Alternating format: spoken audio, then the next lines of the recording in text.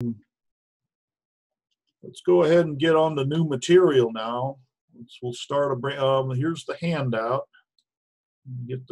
Still got 4 participants.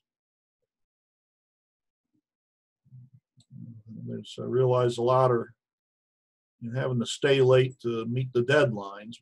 Here's our page for lesson 7, and the assignment for today's material.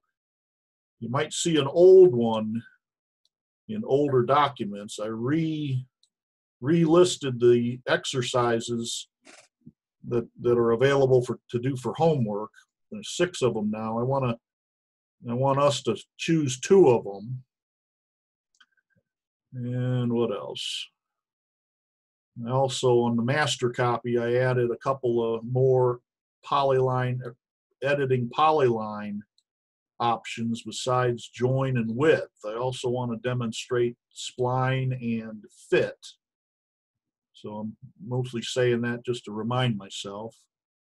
But again, today's lesson is basically the polyline command, P-L-I-N-E. The long word. So let's start a brand new drawing using the ACAD.DWT template. The polyline icon is the sideways J. On NanoCAD, it kind of looks like a P, just to be different. And polyline is a single object, no matter how many corners or vertices it's got.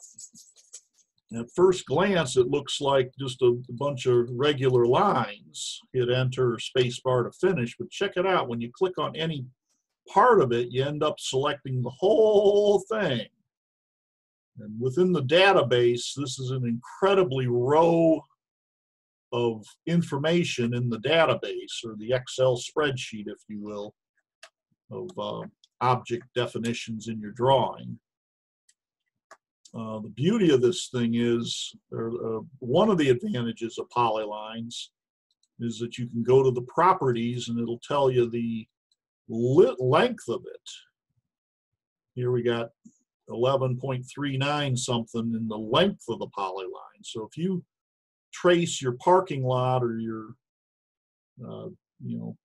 floor of the compartment or whatever with a polyline, you can quickly get the perimeter length of it as well as the area.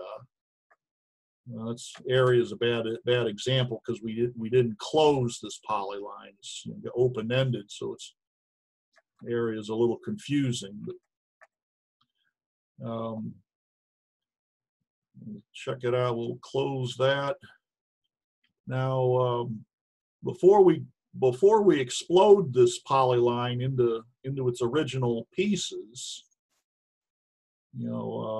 I want to be aware that with AutoCAD, you can rest your cursor in these grips in the middle of the segment and convert it to an arc, or add a vertex. I'm not clicking on anything. You just rest your mouse on the center grip. Don't click anything, slide right over, and you can add a vertex dead center, or within that segment. Again, slide over, add a vertex, slide over, add a vertex. Eventually, I think you can, okay, I was going to say you can delete a vertex, but I stand corrected. That's got to be done with the polyline edit command. So some people, I was once told that if you really get up to speed with these polylines, the only limit is your own imagination. Aaron is joining us. Okay, you got 5 attendees now. Let me show you how how polylines can be very artistic. If you got the artistic talent and the imagination. Check it out. We'll launch the polyline command again. We'll start. And anywhere we want, we can right-click and adjust the starting and ending width of the next segment. We could convert the next segment to become an arc instead of a line. We got a couple other options. Undo, it'll step you back one segment in time. But let me demonstrate the width option. We'll click width or type W or click width on the command line down here. And say we want to draw a flare, an arc that fattens up as it goes around. Well, the starting width we want to leave at 0, so I'll hit enter. The ending width, not having a sense of how much real estate I'm looking at, I'll just rubber band the ending width, make it say that wide. Check it out. So we're making arrowheads by defining the starting and ending widths of this segment. I believe we can convert it to, we can convert it to an arc. We'll click again. We'll maybe go back to a straight line.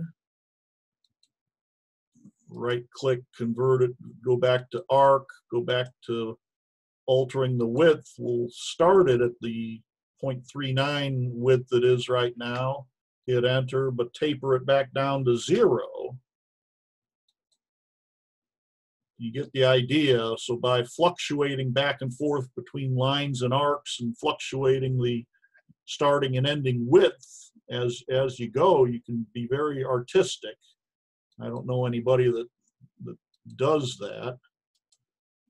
But I was once told, I don't think I tried to get confirmation, couldn't find it, but I was once told that the Coca-Cola logo, like a cursive handwritten Coca-Cola logo, is in the copyright or the trademark office as the text equivalent of a polyline. I don't know why, but again, you can rest in the middle joints and add a vertex. You can grab any one of these grips and stretch it. The middle grip, you can stretch it.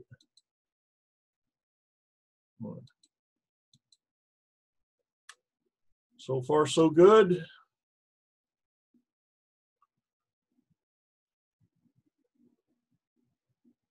Now check it out. Before we get into the editing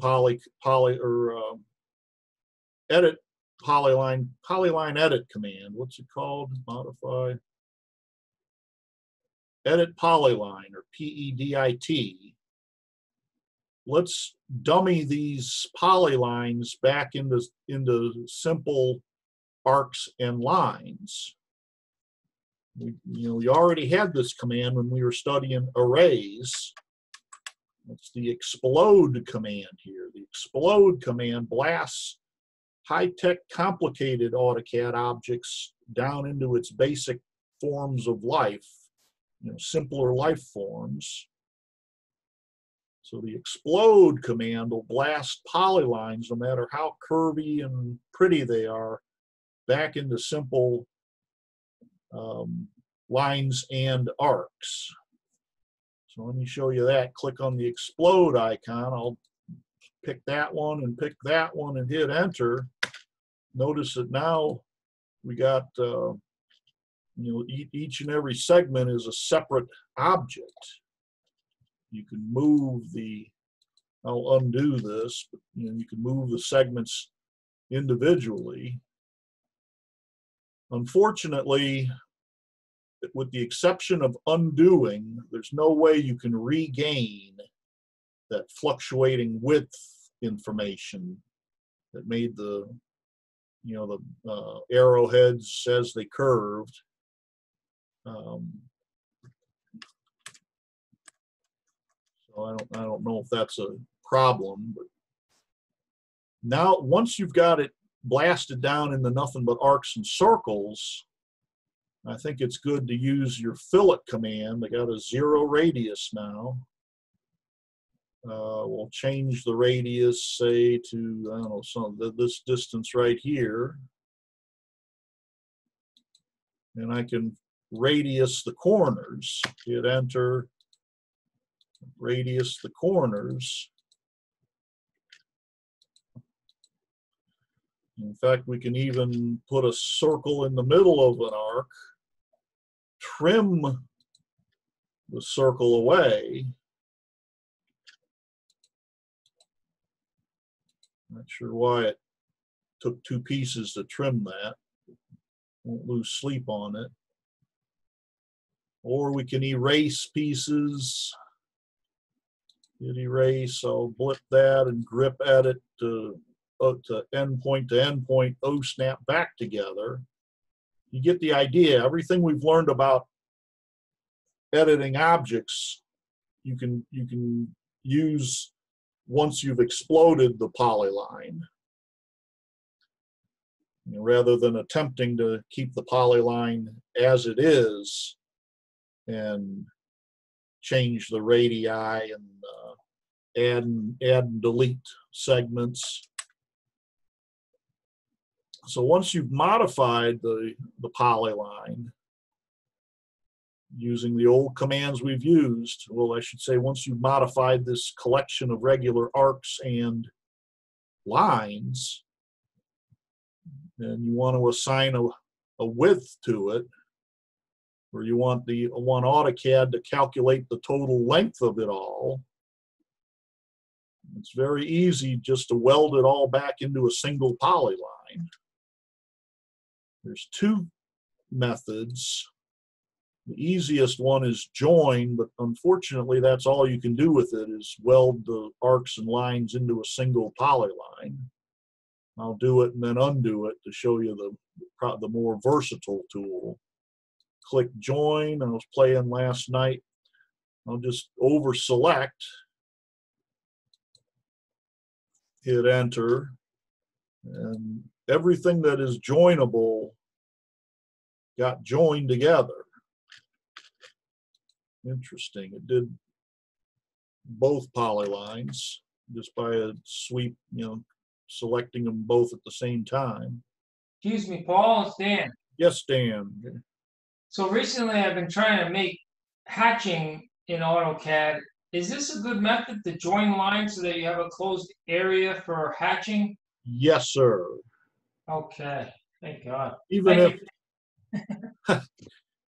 if the polyline touches at its end, there's a slim chance that the hatching won't work right. If you got a polyline with some gap and try to cross hatch, I think if it's a really small gap, it might look good, but you really need to close the polyline to do a reliable cross hatching. We might have spare time week number 9. Okay. Maybe we could get into cross hatching and plan for it to be the first day of intermediate. But the better way of joining, though it takes a few more clicks, is this polyline edit or edit polyline command. Thank you. Looks like a sideways J with a pencil. Again, join is quick to weld stuff together, but the edit polyline can weld stuff together with a couple more steps, but it can do far more than just weld stuff together. In fact, let me explode this guy. Well, I'll explode everything. We're back down to separate simple lines and arcs that you can trim and fill it and modify with all the modifying tools we've studied so far. Drop down. I'll just do one at a time. There is a multiple option, but let me keep it simple here. click on the Edit Polyline or type PE or PEDIT. Select a line anywhere within the polyline. Doesn't have to be the first or the last one. Doesn't have to be at the end. Select any arc or line that's within the polyline, and the p-edit command comes back with, do you want to turn it into a polyline? This is a little annoying because, yes, that's why I'm doing this. Hello. Hit enter to accept the suggested yes. I want to turn this clicked on arc or line into a polyline, and then look at all the options that come up with the p-edit command. We'll only cover a few of them here. Join is the one that I want to show you first. Just like the join command, the join option will weld everything together. Again, it takes a few more clicks, but we'll click the join option or right click and pick the join option. Now you can over select, and anything that is joinable to that recently converted line into a polyline, everything that is joinable will be welded together. 24 were found, but a lot of these over here are not joinable because they don't go end to end to end to end to end. I'll hit enter. Only 7 of those selected objects were welded to the polyline. Because the other, however many there are, 14, however many, terrible with arithmetic. All of these are kind of inert. So we've welded them together. We can hit enter to bail out and check it out. Now we've got a polyline made. Go back again to the p-edit command. Select it and play with a few of these, few more options. I like the width and the close option, for if you want to find the area of the polyline. Changing the width of a polyline gives you the warm and fuzzy that you've succeeded in converting them all into a polyline. You get a kind of warm and fuzzy. I'll select the width option of the p-edit command and give it a slight little oomph for width. And now you get the warm and fuzzy that, yep, everything's joined. Everything's swelled up together. There's no, so if you got a slight gap, the width will stop at that gap, and everything else will remain thin. So you get a nice warm and fuzzy that everything was successfully joined. The close option will snap it end to end. And again, when you're querying an area for, hey, how many square units are you? Or you're going to do cross hatching, it's a good idea. Get a mental block that polylines need to be closed. So we'll invoke the close option, and they're welded across from one end to another. Before I show you how to find the area of this thing, well, I think you already know it. Just click on it, right click, pick properties, and it'll be listed at the bottom of the properties table. But there's 2 ways you can snakeify this line: fit option and spline option. Now don't get confused, there's also a command called spline that the propeller and airplane wing designers they like to use the spline command because it's a little more mathematical, high tech than the simple spline option is.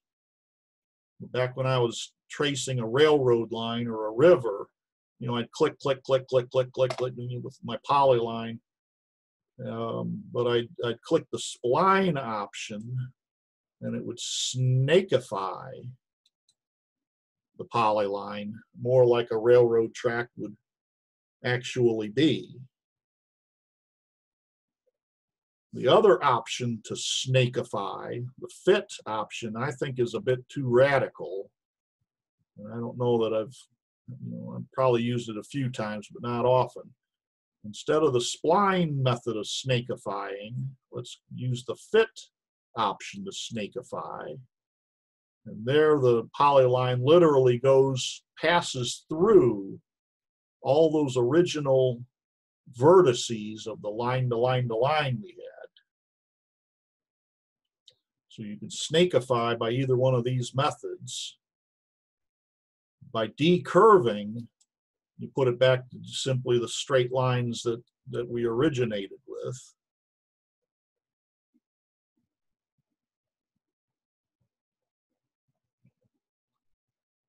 Let me hit enter to bail out.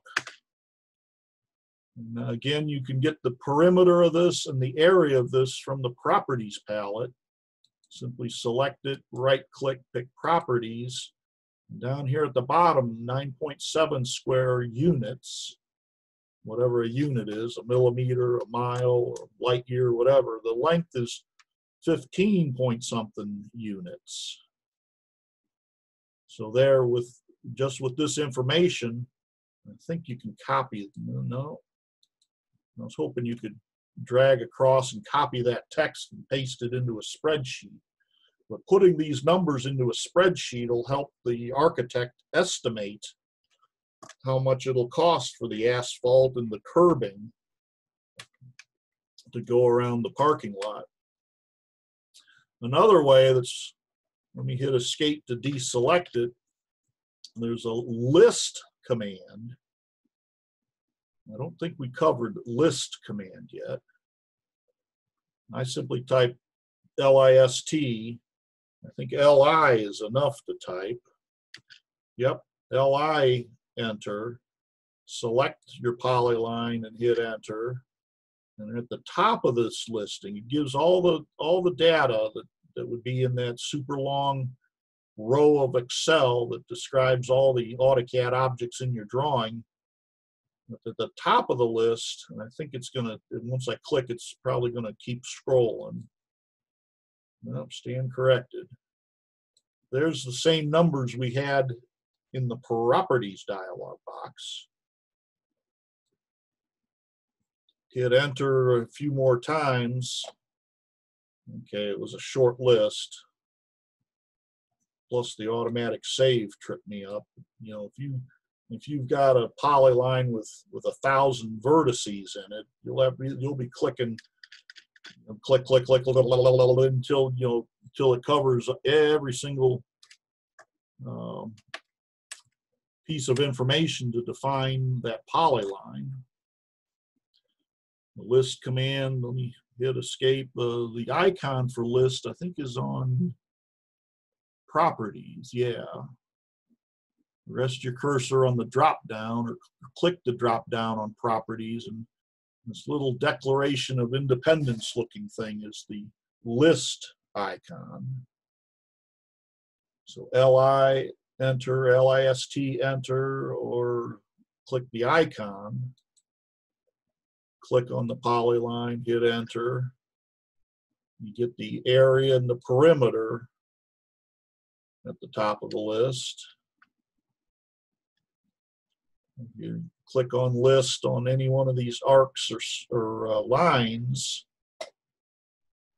okay, it does give you the length. Center point X, Y, Z, radius of the arc, what layer it's on. Doesn't tell you what line type it's assigned, which should always, always, always be by layer. I think if you assign it a unique line type or a unique color, it might show. Well, let's find out. We'll go to this arc. We'll assign it a unique color. You know, instead of by layer, by layer, by layer, let's bastardize it. Sorry. will say, hey, arc, you're going to be green regardless of what layer you're on. And I think the list command will point out that, hey, the color is specific to this object, not by layer. Let's see. Hit enter. Yes. There, you got an added line. And the color is green. After I deviated from the golden rule of keep all properties by layer.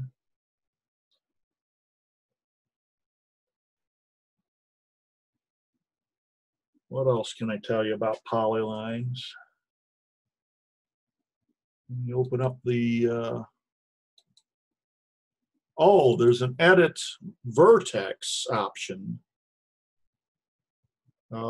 If weird things are happening, you're not getting the area you expect, or the perimeter, or the area might, how to put this, if you got lines on top of lines, like 3 different lines here, before you p-edit join, it's possible that the join process will weld everything end to end, come to this guy, weld across, weld to the second one, weld to the third one, and then go on. So it's possible if you got lines on top of lines and you join, you can have a incorrect perimeter because it went zigzag back and forth on the stack of lines. You can check for that with the edit vertex option. Notice as soon as I launch the edit vertex option, a little X appears. I believe at the start, the first point I originally created. Keep hitting N, enter, N, enter, N, enter, and you can walk your way around the, can you see that tiny little X? It's pretty faint on the display, but every time you hit N for next, it'll advance 1 point. So if your area and perimeter are doing weird things, just walk your way around it. I think, can I do one more? Nope, it'll stop right there. But if, you know, if the line reverses or the X reverses direction, that's because you carelessly left a line on top of a line, you know, maybe 3 or 4 on top of each other, and you can find that error just by edit vertex and next all the way around. You can also insert. Let me do previous. Yeah, I think that's P enter.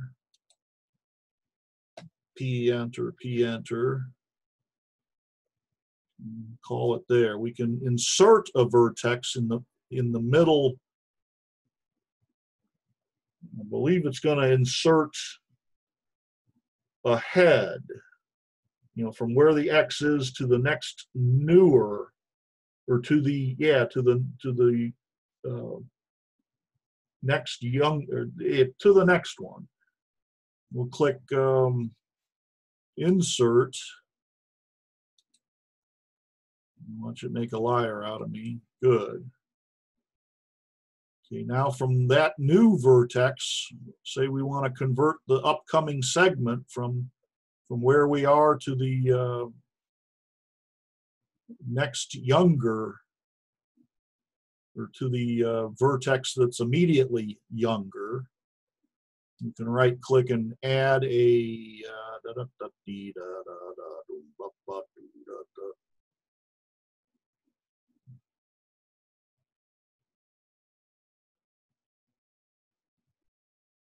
I'm looking for curve.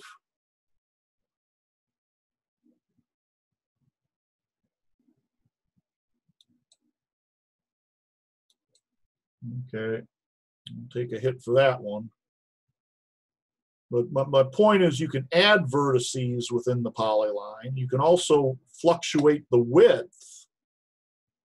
Say I want this end to start exactly where it is, with the width that is exactly as it is, but fatten up. I'll invoke the width option. hit enter so it remains 0.1. The ending width I'll fatten up to say 0.3 and hit enter. So you can taper these, go segment by segment and redefine the starting and ending width with the insert vertex option.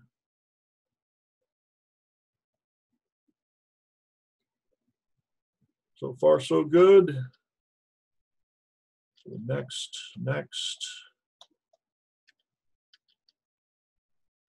Now the X is up here at the top. We can straighten.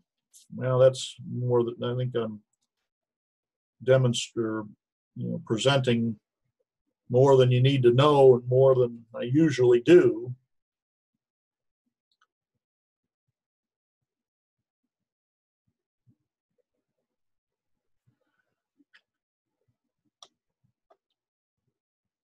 So let's start with our parking lot exercise.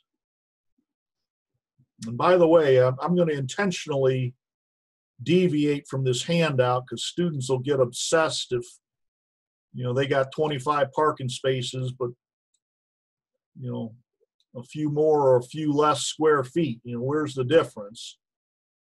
So, don't get obsessed that your numbers have to be exactly the same as mine.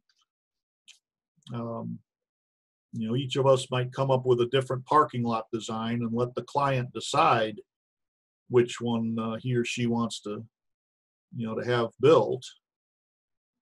So we'll start with some straight lines for this property line. There's a street above our parking lot, and there's a street along the left side. Part of the requirement is that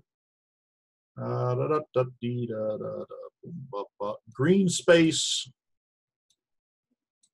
the city planners or the homeowners association, whatever, have decreed that they want 20 feet of green space between any construction and the curb. They add a nice little grassy space, right off the street. So we want to keep everything, build that 20-foot line or 20-foot buffer zone quickly. I'll go to line. Again, I think it's easier to draw everything with lines and then weld it together with the join option of the pedit command. I'll start, as I recall, 250 is the length we want to do. Hit enter again, double click to zoom extents. We'll add another line there and a little longer, say 400 feet. Enter. We can join these together with the pedit command or not. I'll just offset them as they are and trim and clean up later.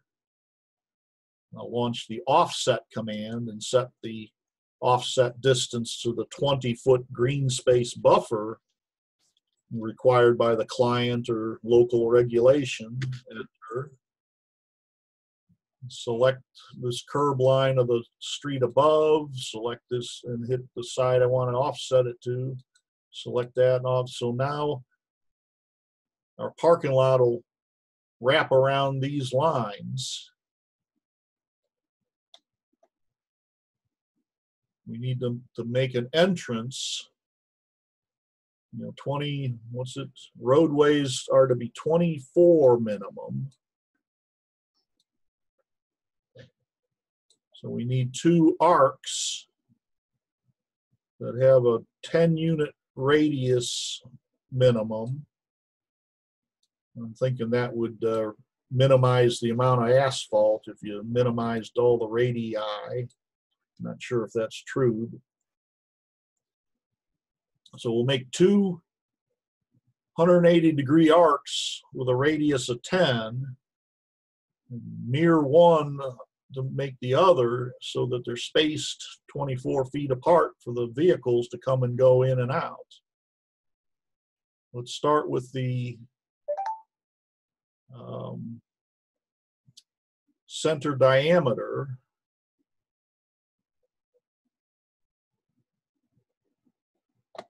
I guess that's one way. Yeah, drop down center diameter. Since these lines are 20 units apart, starting on one end and snapping perpendicular to the other, or going down a polar tracking line to the other, will form a 10 unit diameter, I'm sorry, 20 unit diameter circle or 10 radius circle there. We can O-snap at the midpoint. I'll shift and right click to use the nearest O-snap. That way I can start my circle anywhere on the ink. I'll start it a little bit closer to the corner to sort of, follow the guideline on the handout. Check it out. Whoops. My bad. Well, that's okay. I'll click here. I'll move this circle from its top quadrant straight down. Now I need to make the other one 20 units with a 24 unit gap for the roadway. So let me draw a little chalk line here that's 12 units long. And I can mirror this circle. Probably be smart to trim it before I mirror it, whatever. I can mirror it by this point and go up or down to make the other arc for the entrance to this parking lot. Mirror, select the circle, enter, O-snap on the end, go up or down, hit enter, because no, I do not want to delete the original. Let's trim away the garbage and erase that little chalk line I made. Trim, enter, so everything's a cutting edge. Blip away the arcs. Blip away that. Now I want to keep this line, but I want to put a little blank space there so we can clearly see the curbing and the culvert drainage ditch across the entranceway. But I still want to keep the curb line for guidance. So I'll hit enter and draw some lines or circles. Now I can trim to make a little white space there. And what's left over will be end to end, so it'll be joinable. Okay, I could have drawn a circle there. Keep the white spaces consistent. Let's go trim, enter, zoom in and blip out the little white space. And we'll erase the 3 guidelines and that. Let's trim, enter, and shave away those whiskers. Everybody with me that wants to be? Now let's start with, a student pointed out my handout. Maybe I fixed it since then. Okay, this upper right one, you notice the parking spaces are not perfectly lined up. And I can appreciate in an empty parking lot, if I'm backing up, I'm over here, I want to back up into another one. I sure appreciate it if the parking spaces are lined up across the roadway here. So, keeping that in mind, it'll cost me a little more asphalt, but that's okay. The parking spaces are 9.5 wide and 18.5 long. So let's draw a line 9.5 long, 9.5, and then replicate it. I'm sorry, that should have been 18 point something. My bad. Line, click, 18.5 long. Copy it or offset it 9.5 feet to the right. Now, if we were smart, we could array this with a rectangular array with so many columns. And I hate counting these things because it looks like there's 7 spaces here. So you could make 7 columns, 1 row. But every time I've done this exercise, I just do it the old easy and fun copy or offset method. What did I say, 9.5?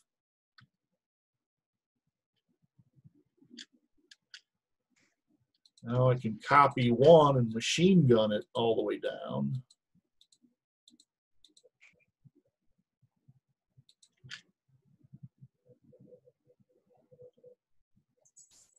We're shooting for 25 spaces.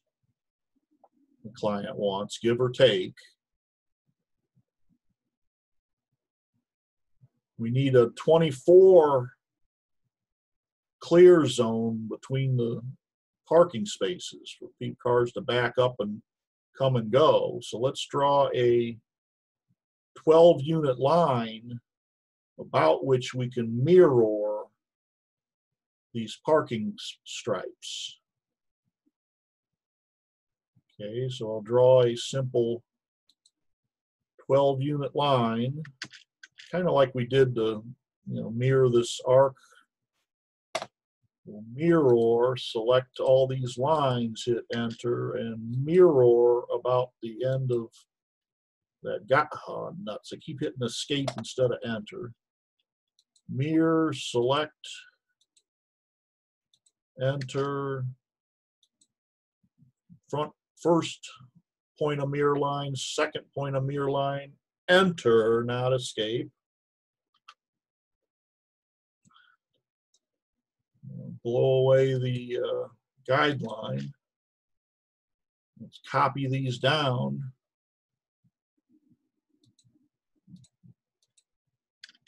I'm going to have one duplicated. See, when I snap it to the end, I'm going to have a line on top of a line, so I'll delete that before it causes confusion later. And I'll have a second one there. Let's erase. I believe AutoCAD darkens the lines that are redundant. It wasn't always like that, but now if you got a line on top of a line, it's slightly darker on the screen. So I think I got them all. Got a little bit of waste here. Let's stretch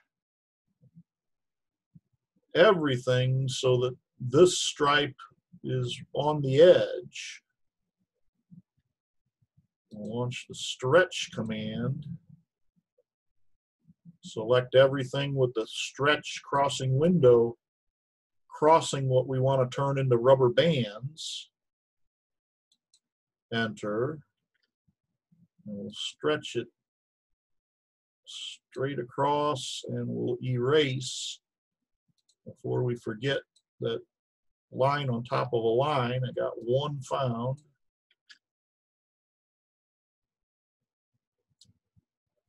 If you mirror these, I've lost track of how many spaces it is. Again, I don't want you to feel you got to perfectly match the handout.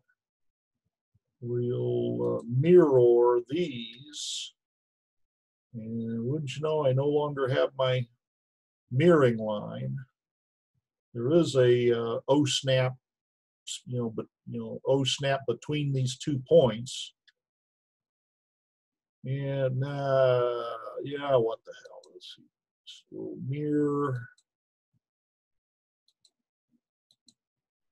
enter. First point of mirror line would be midway between these two. I believe I can shift, right click. Oh, nuts. Is it making a liar out of it? Here we go. midway between 2 points.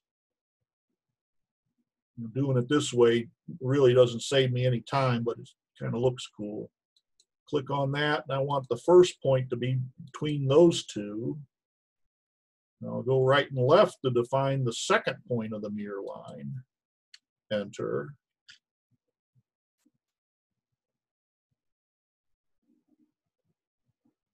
And that's about it.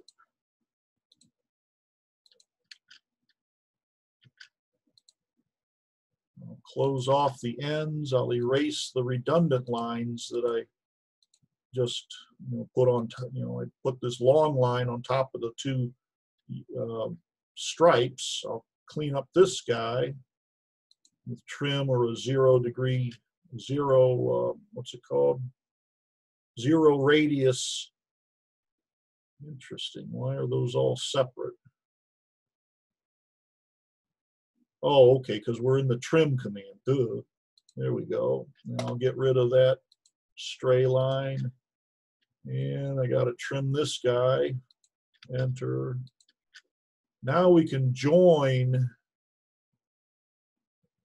to form the entire perimeter of this parking lot.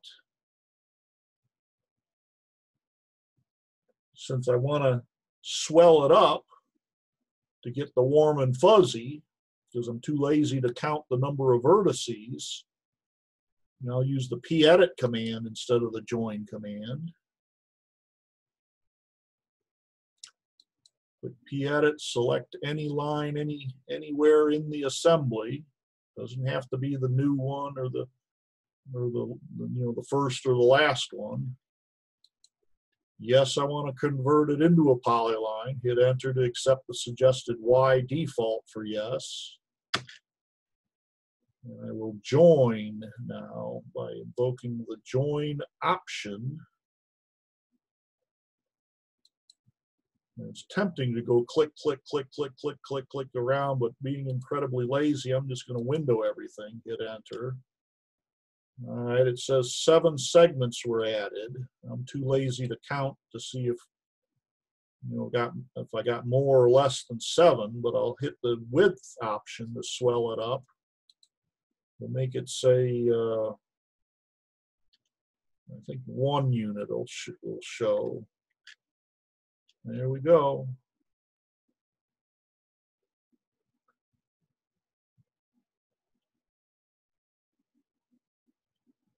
We've got an open option because we closed. It's already closed.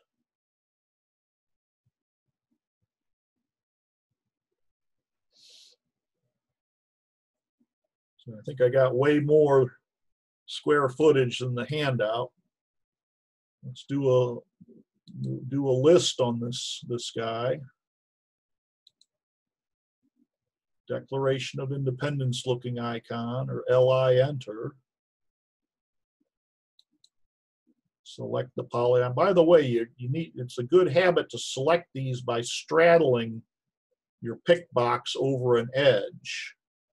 If you click in the dead center of a polyline, you'll get nothing. Here, I'll click on it.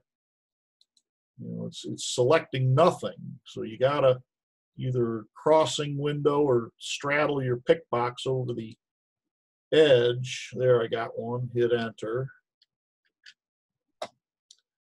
There's my, okay, there it took a couple, I hit enter and I clicked and it went up. F2 to bring up the last, the text window.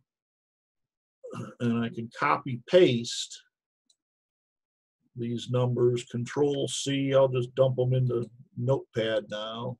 Control V, so I can copy paste the digits into a spreadsheet and let the estimator put down the unit cost per square foot or linear foot and come up with a crude estimate for this parking lot.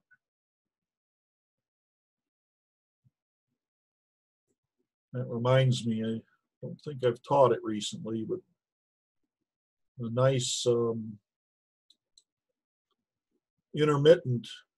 intermediate topic is a program that you can, type the program or click the custom menu you made or custom icon for the program. Command line prompts you, click on the polyline, the command line says, where do you want it? Click in open space and it'll place the exact area of the polyline you clicked on. Another way, getting way ahead of myself here, but there's a text object. We go a little deeper in intermediate. Put down the area is space, right click, insert field. A field is an intelligent piece of text. You can have it record the last time you printed, the last time you saved. In this case, we'll have it print the area. I'll click insert field. I'll come down and pick object, because I want a property of an object, not the plot scale, the file size, or any of these other things. I want a property of the object. I want to select the object. Click, straddle the polyline. It asks for what flavor of units you want, and what precision. I'll just make it to 0.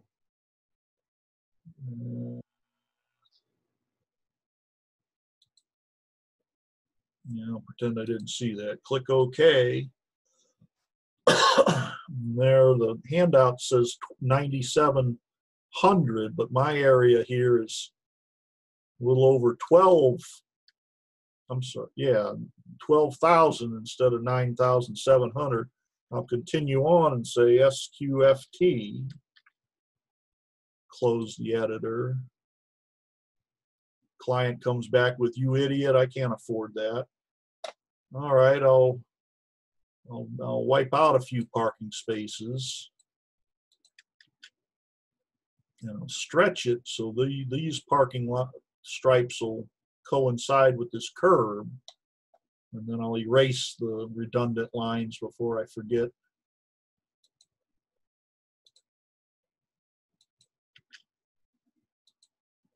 Stretch it down shorter before I forget. I'll select both short lines. That polyline is a massive object, so it will not be included in my regular selection window here. I'll get both short lines, 2 selected, hit enter. Well, the area didn't change. Well, that's because we need to reset or save or right click and set. Yes, ma'am. Yes, Sally. I got a little confused with that last function you just did. I thought stretch made things bigger, longer. You seem like you shortened it. Correct. Stretch can stretch things longer or stretch things shorter. I guess a better word for stretching things shorter would be compressing things shorter. We'll cover that. Let me draw a quick and dirty rectangle. Weeks ago when we covered the stretch command, I should have emphasized this. I think our exercise had you stretch things bigger, right? But you can stretch things shorter. Oh. I'll stretch it 6 units shorter. Again, where the crossing window crosses, they turn into rubber, so they can either be lengthened or compressed. Mm-hmm. So next time I'll try to remember to emphasize that. I'll erase my rectangle. I think a regeneration will update this. Didn't think to practice this last night. RE enter. Yep. The intelligent field is now updated to 10,400 square feet.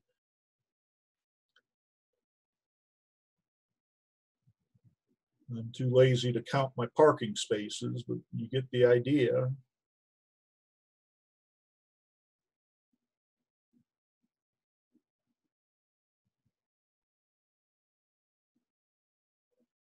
I got almost 4:26-ish. You want to take a 7-minute break and reconvene at 4:35?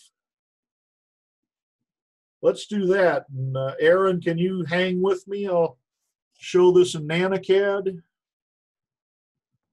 Okay, let's reconvene at okay, the computer says my watch is a tad fast. Right now it's 4:25. Let's reconvene at 4:35. And I'll show NanoCAD during the break here. We'll turn on NanoCAD. Here I was playing with polylines to see how similar they are. I'll erase them. Where's the delete key? There it is.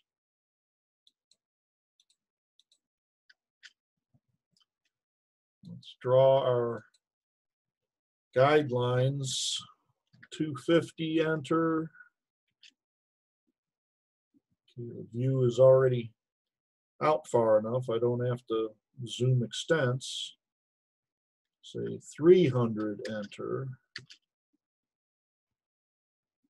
NanoCAD's offset command is right there, a little different than AutoCAD's offset command.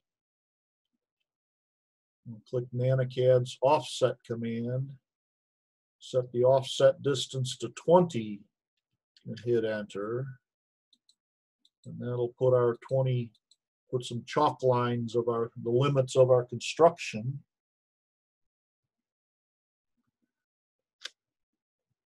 Okay, I don't believe there's a flyout of circle icons, even though I can see a slight triangle. I've never been able to get the fly. Oh, I spoke too soon. I gotta click on the icon and hold it. Okay, and what I want to do is a 2-point circle. With AutoCAD, I did circle by diameter and I had to move it. Let me just launch the circle command and I'll invoke the 2P option. It didn't see an icon for the 2P. That'll be, I can pick a point on the top guideline and straight down to the bottom guideline, and that'll put a nice 10-unit radius circle, between those 2 points. I believe NanoCAD, I can hold shift and right click. Yep, nearest. I'll start my circle by specifying an end point of its diameter at this near point. Now I can just, did I not launch the 2-point option? Maybe I forgot to launch the 2-point option. Right click 2P, shift right click nearest,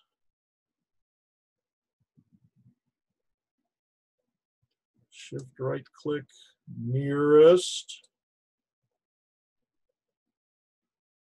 Why did it not come up with near to? Interesting. Might be another flaw in NanoCAD. All right, be that way. I'll O-snap on the end point, come down. Whoops.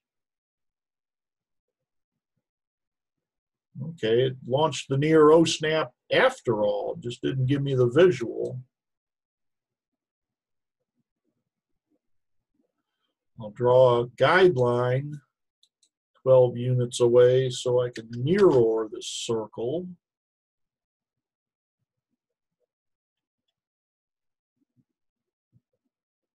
Mirror icons a little different than AutoCAD's.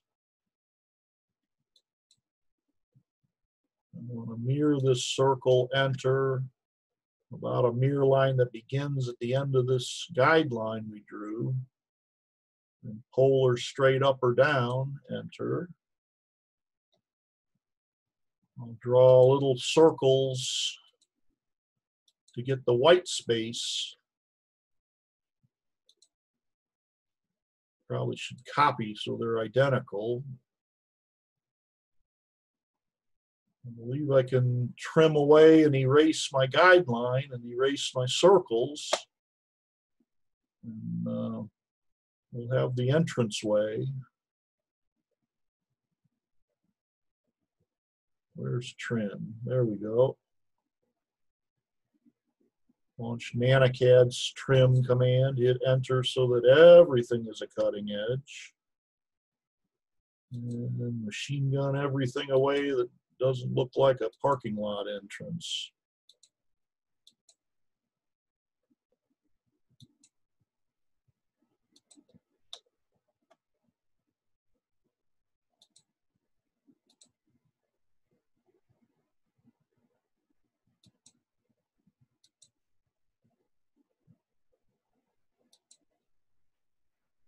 That's as far as I can go with the trim command.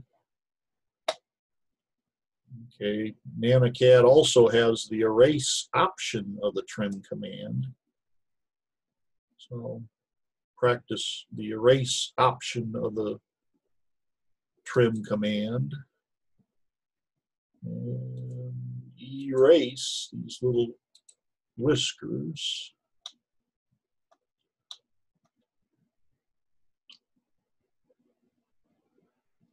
Everybody with me that wants to be?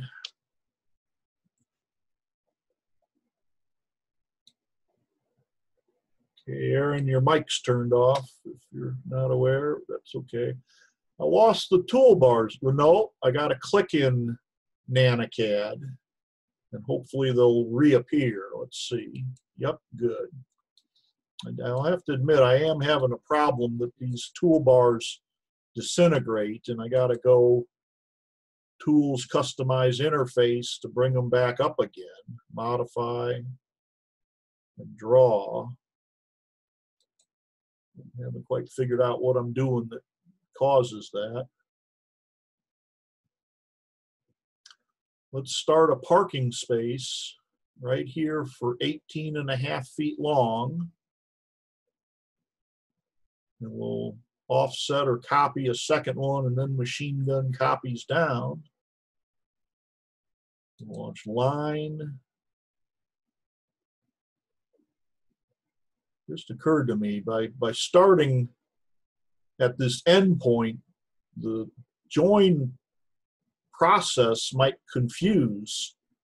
When the p-edit join process starts, it's going to come to a fork in the road. How does it know to continue joining up the arc instead of joining down the stripe line in the parking lot? That didn't come up with the when I was doing this in AutoCAD. To be on the safe side, I'm going to launch a nearest O-snap so I don't have a three-way fork in the path. 18.5 for the length of a parking space, hit enter. Now if we select it, yeah, the join process will go straight across the endpoint and come to the next endpoint. And there'll be no confusion of how I want to join or weld all these lines and arcs together. Launch the copy command or offset. Actually, offset might be just as easy. Let me do that and machine gun offset all the way down. Offset, what's the width? 9.5, enter.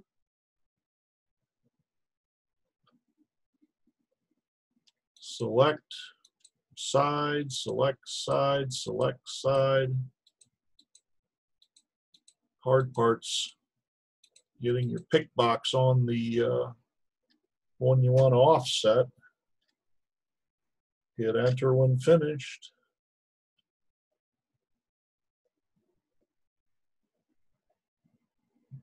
I want to mirror these parking spaces on the south side of the parking lot so that the white space between, for the through traffic is 24 feet wide.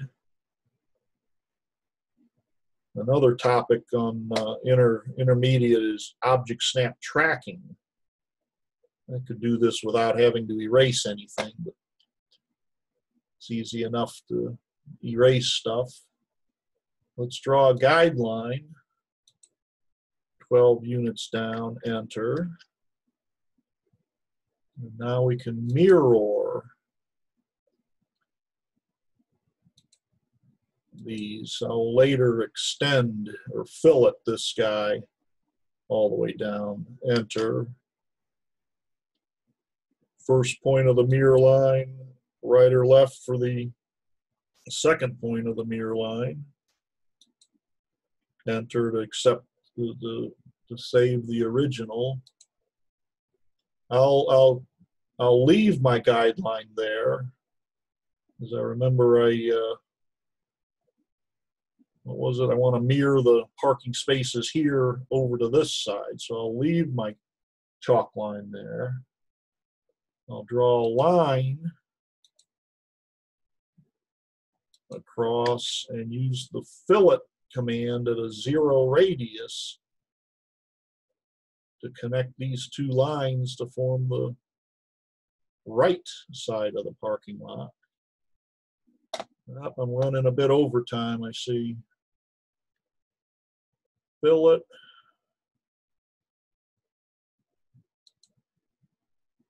Radius is already 0.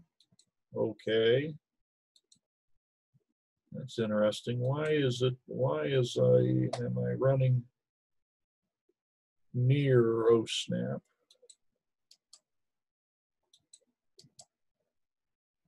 Okay, it says 5, but maybe it OSNAPs automatically to near in the filleting process. It makes sense the more I think of it.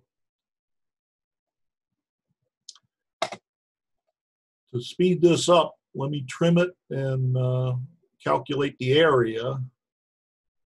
Launch the trim process, enter, shave off whiskers. We're ready. Oh, enter again. I forgot to shave off this guy. Now the p-edit command, where is that?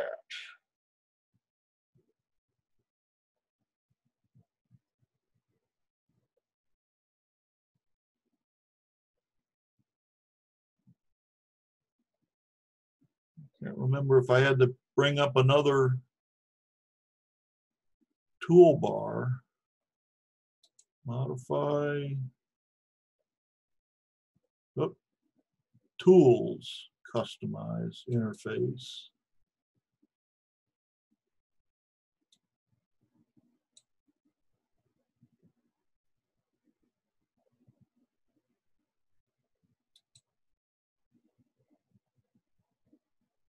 Now on utilities.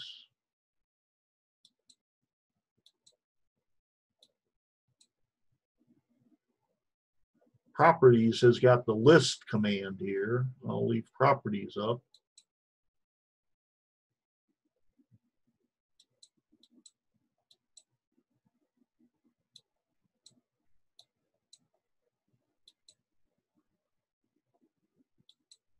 There it is.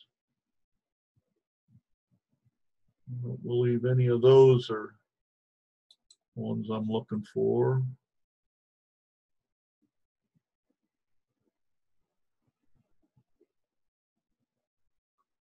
Modify object, maybe? Did I look at that?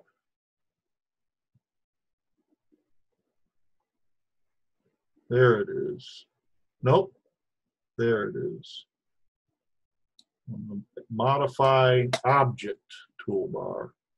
Click the P with the pencil. Select. Oh, I got to close something here to get out. Click P for the pencil. Select any object. Yes, I want to convert it into a polyline. Right click, join, select everything, enter. I want to fatten it up. Say 1 foot. There we go. Well, that's interesting. It doesn't solid fill. AutoCAD has a command called fill that's on or off. Let's see if it's the same in NanoCAD. Nope.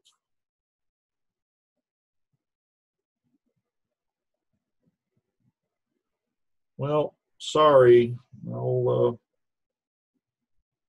to keep moving on to the content. I'll have to figure that out later and how to turn it all dark.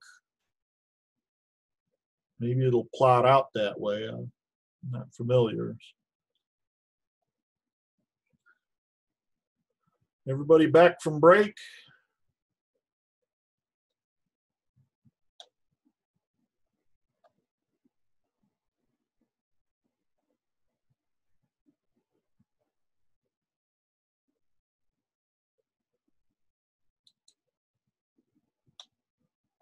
I'd just as soon move on to the homework assignments. But I think in the past when we have classes in the classroom, I'll ask students to increase the size of the parking lot.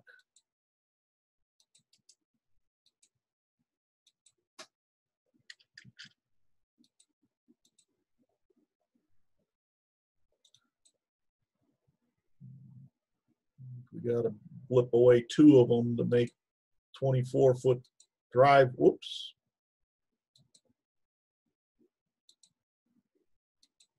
Get the 24-foot driveway. Enter, enter. You do want the line there. Maybe we can explode this polyline and cannibalize this entrance and put it over here. Copy.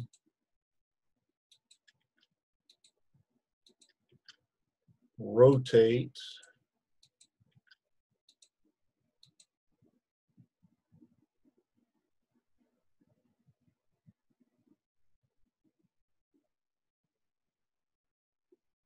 Here's a command I haven't taught you yet, but the break command will chisel a piece out of the middle of an object. I want to chisel from here to there. Being careful not to O-snap. I should have rotated this the other direction. Nope, I'm sorry, it was right the way it was. Move it.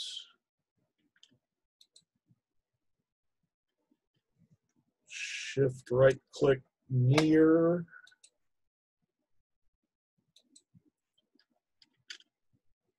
Trim the garbage. P-edit, join it all together. All right, click join. Get the warm and fuzzy with the width. Looks good. Let's use the list command.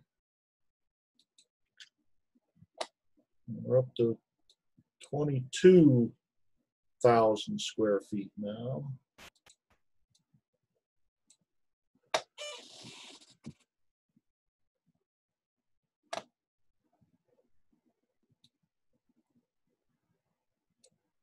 All right, we got an hour left. Pick 2 of these exercises. We'll do 1 in class, and maybe we'll finish early if you don't tell anybody. Which exercises should we assign for homework?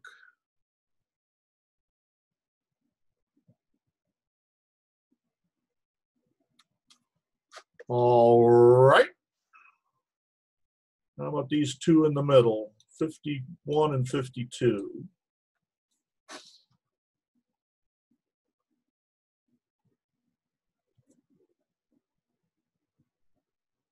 Now, I didn't think to make a handout so we don't have to look at the book. So I'll open the drawing that's got those two on it. Open. That's in my 3D solids folder.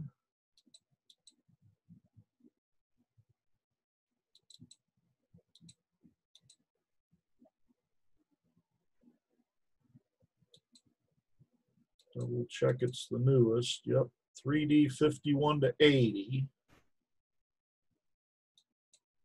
Hopefully they're on the same layout. Why is it not opening?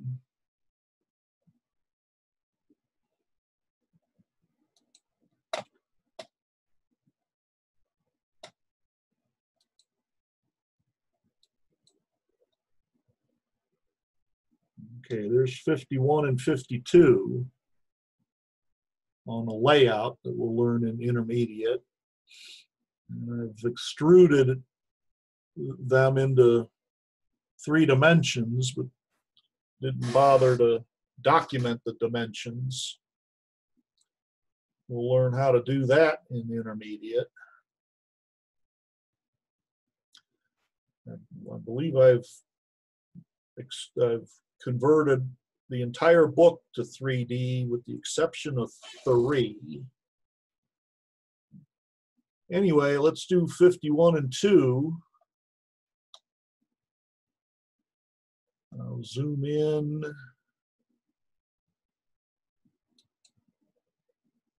Can I, nope, I can't drag the window over, but that's okay.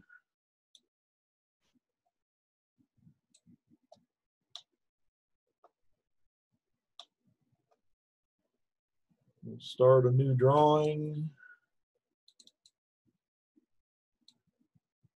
I'll resize this so that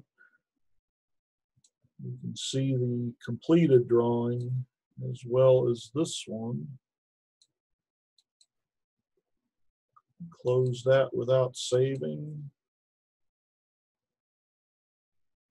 Okay, I think we're ready to go. Now notice that this machine part challenges us to use the array command to make these 7 circles. And once we got one scallop and one of these little curves, we can array those all the way around. How many are there? 1, 2, 3, 4, 5. Looks like there's 40 replications of the teeth of the sprocket, if you will.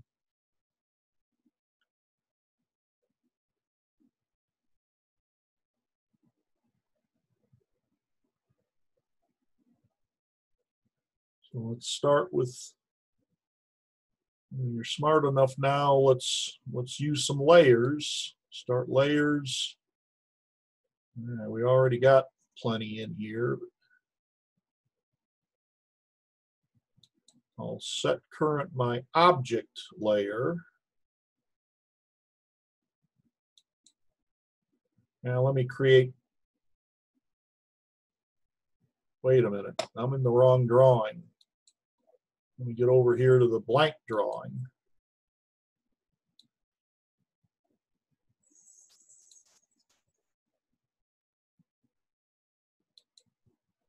There we go. Create some new layers. I want you to have a object layer from a few exercises ago. I believe that chart when we were learning layers had the object layer green and 50 or 0.5 millimeter fat or heavy.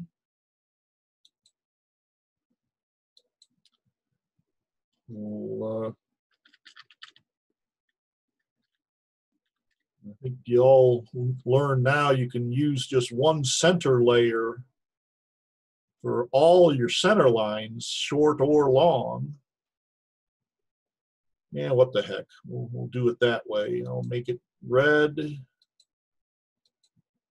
I'll load the center line type. NanoCAD's a little bit different. You doesn't have the load button on.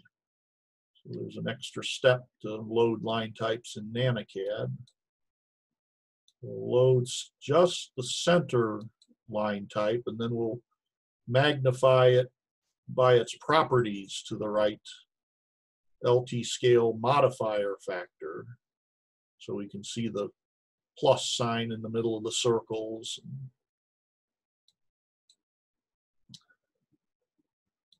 Assign center. I don't believe there's any hidden lines in this, so I won't bother loading hidden. We'll need, oh, you don't know how to make dimensions yet, so I can't assign that. All right, we'll set current the object layer. Close or drag to the side the layer properties manager.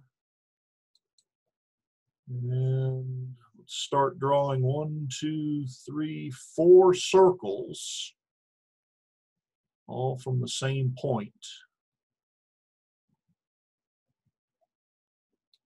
Y'all still out there? Okay. We'll start with, looks like all the circles, oh, no. Most of the circles are done with the radius method. So let's do the 3 with the radius method. That would be drop down center radius.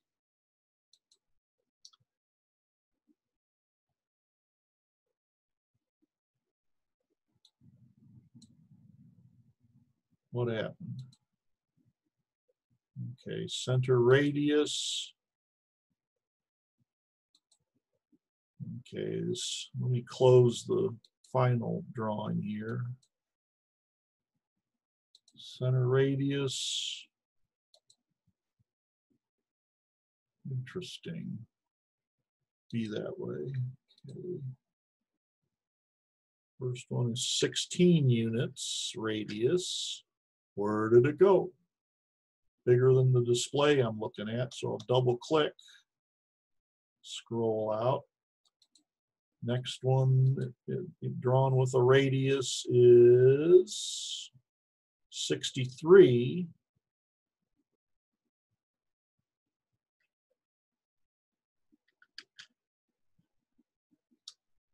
Click on the icon again. Next one out is 95.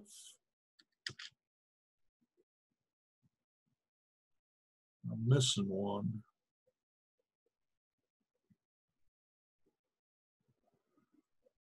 Well, that's embarrassing. What is the diameter of this circle?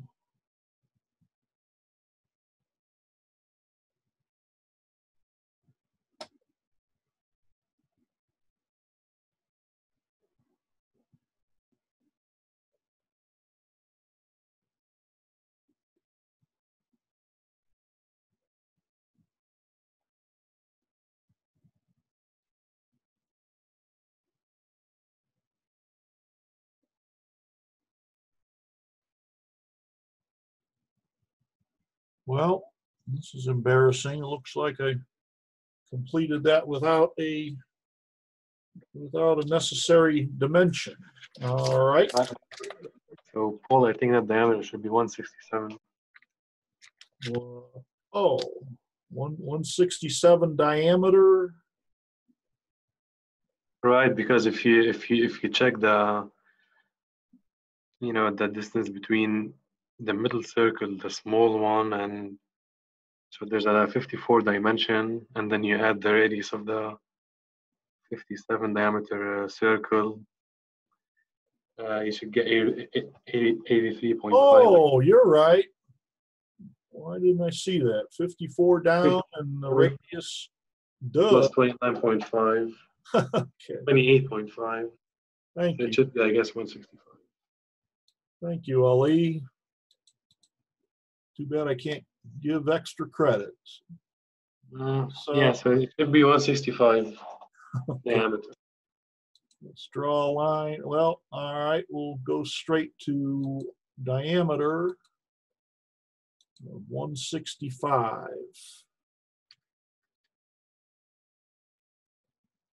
What happened? Okay, we need another diameter right outside the smallest circle. That one is 51, so we'll stick with circle center diameter. Oh snap, what did I say? 51.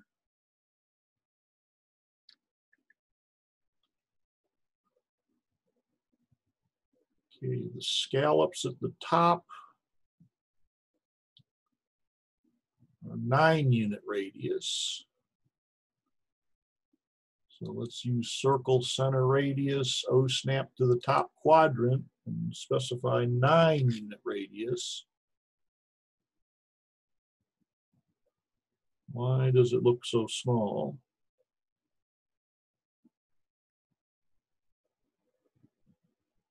I think I was on the center diameter. Not a problem. We'll scale it by a factor of 2.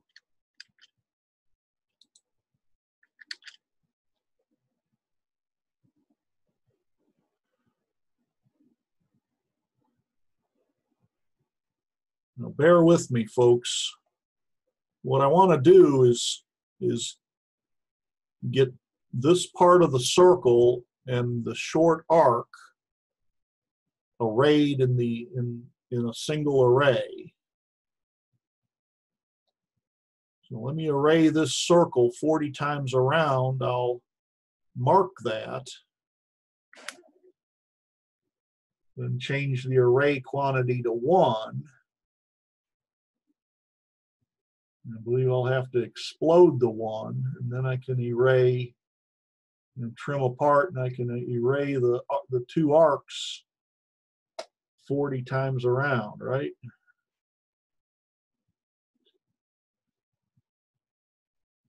"20 times around.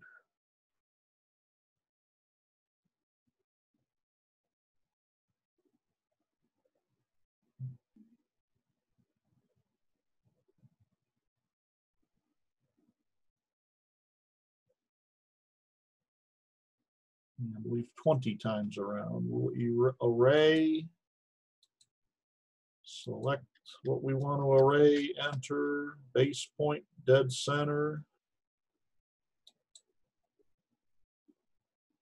items 20, enter,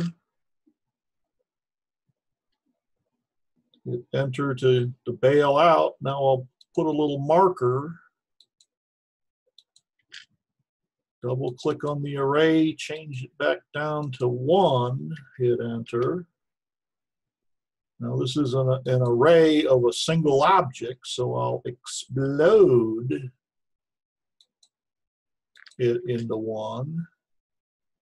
Trim, enter.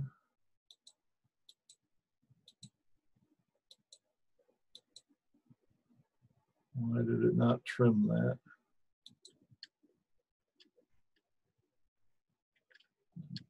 Try again. Trim, enter.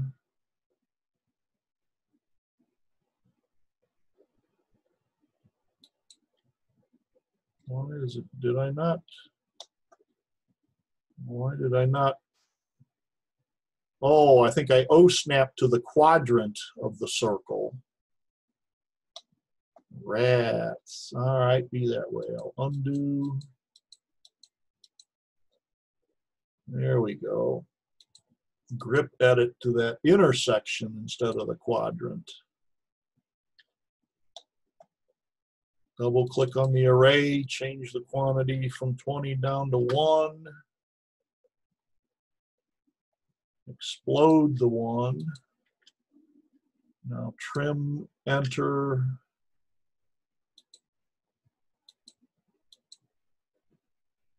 And erase. And I can array these two arcs 20 times around 360 degrees. Click the polar array icon again. Select those two arcs to be polar arrayed. Hit enter when I'm finished defining my selection set. Base point, or center point. It's asking for center point. Dead center with the center O snap with the 5 running O snaps. Number of items, 20, and nothing will go wrong.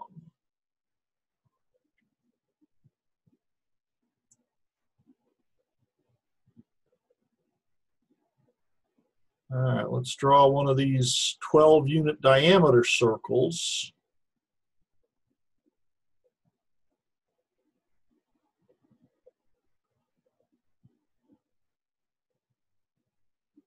Tell you what, I'll draw one right here and then rotate it about the center of the part 30 degrees to position it. Or I could change my increment angle to 30 and draw a line and create it at the intersection. I might forget to set polar tracking back to 45 though. Tell you what, let's draw a simple line. Rotate the simple line 30 degrees. Now we got a target to create our far right of the 7 holes, which are 12-unit diameter. Okay, drop down, select center diameter method of drawing a circle. O snap at the intersection. Type 12 for the diameter, enter. Now, wouldn't it be smart if I drew the center lines of this circle now and array the circle and the center lines in one package? Otherwise, I'd have to, I'd array the 7 circles and then I'd figure out how to draw the crosshairs with a plus sign in the middle.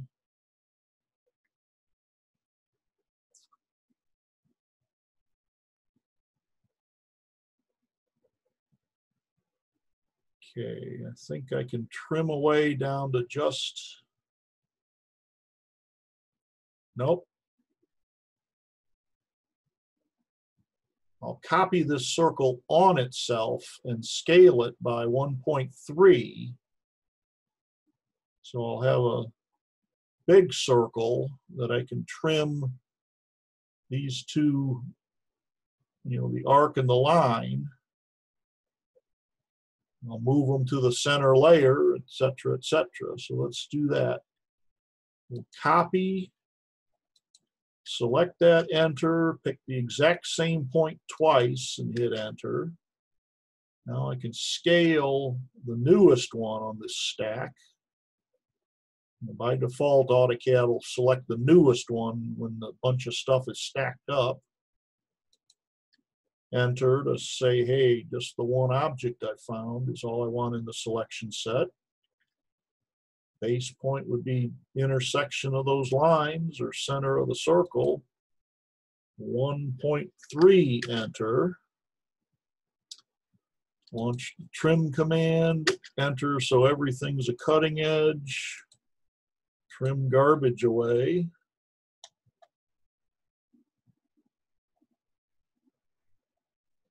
Okay, I think I need to add a little bit more. Well, let's see.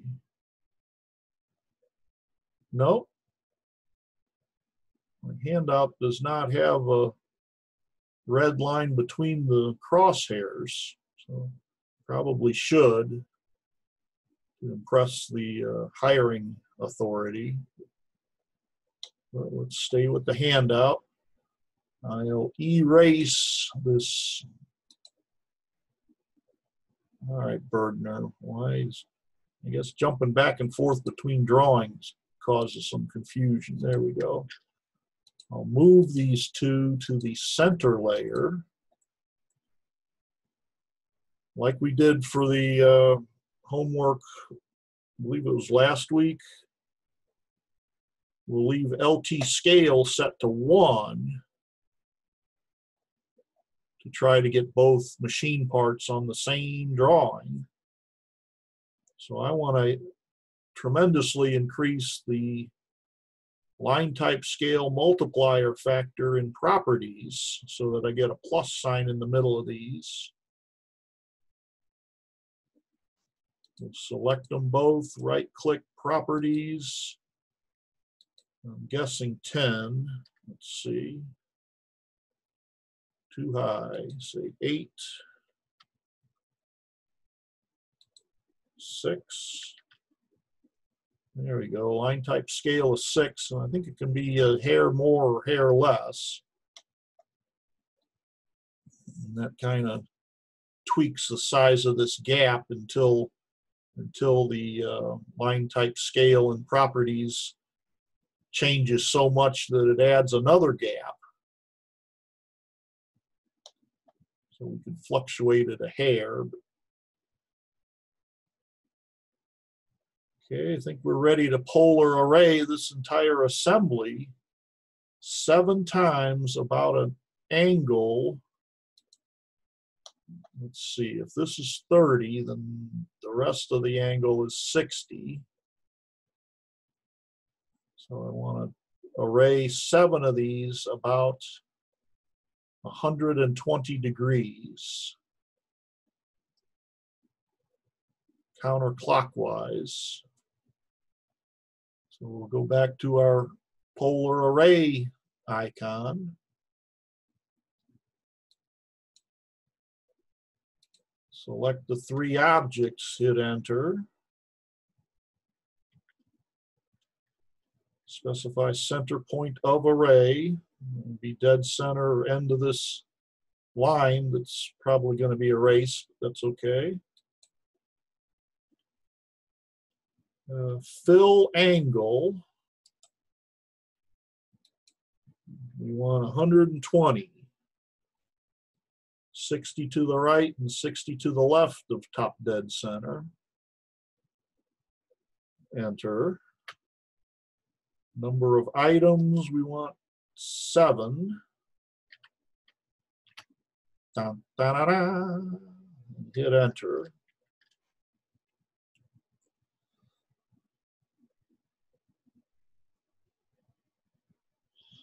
Now this keyway,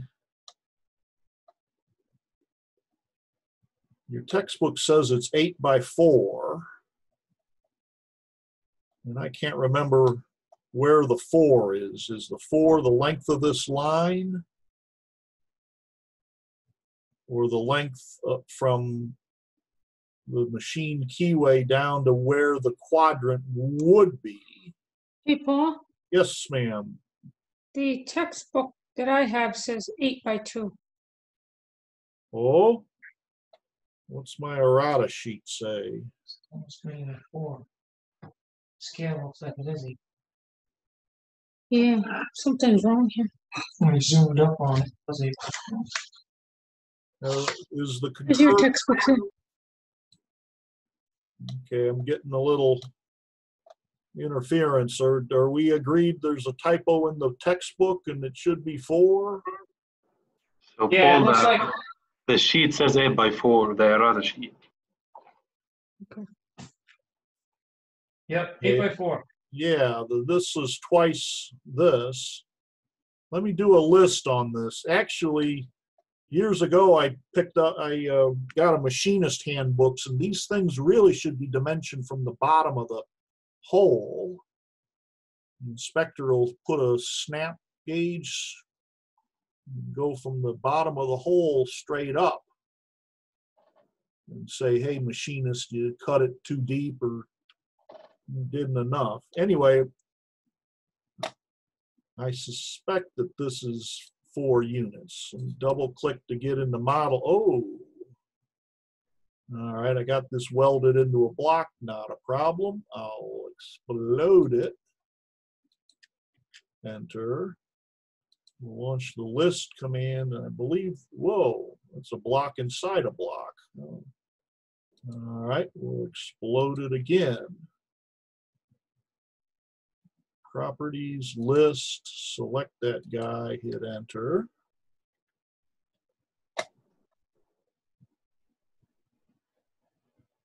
It is 4 units long. Now, how in the world is the inspector going to measure from that corner to that corner?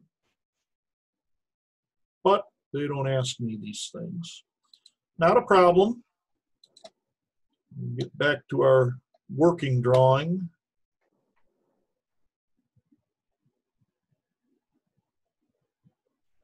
I want I'll draw a line that's 8 and 4 down.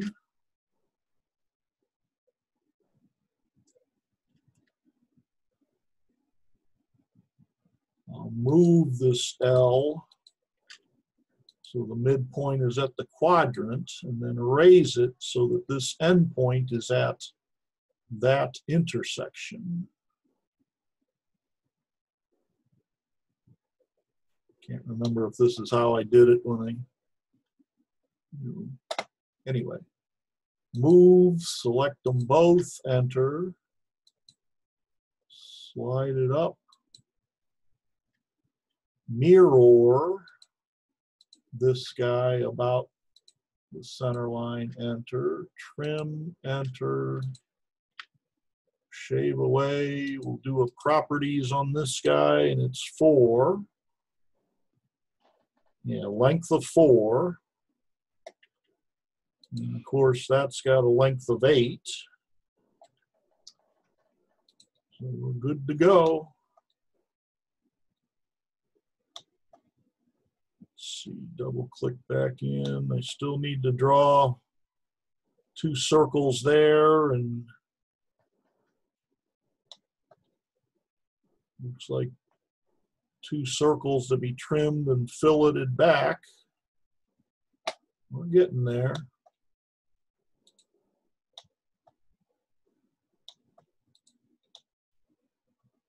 $54 down.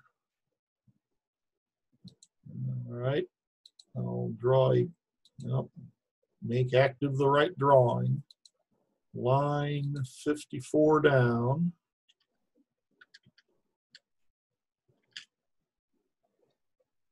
Diameter of 38 and diameter of 57. So we'll go to circle center diameter. O snap 38 for the small one.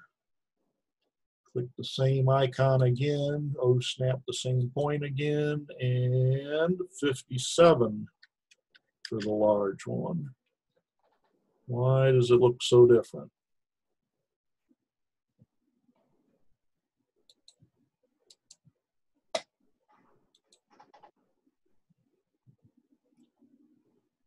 Got a diameter of 28. What should it have been? 38. Not a problem, since this property of the object is editable. You know, you can tell because of the brightness of the numbers, so I can simply change it to 38 and hit enter. Edit it from within the properties rather than erasing and redrawing it. Need a couple of circles and a horizontal line to form this, whatever you call it. Let's see, those are, 40 and 70. thank you. Circle, center radius, yep, make active the right drawing. Center radius 40, enter. Up, should have been from this guy, not a problem. I'll move it from there to there. Same icon again, same center point again, and I forgot already, 70. We'll draw a horizontal line. We'll isolate just this shape and then put the fillets in. I think they're all the same, aren't they?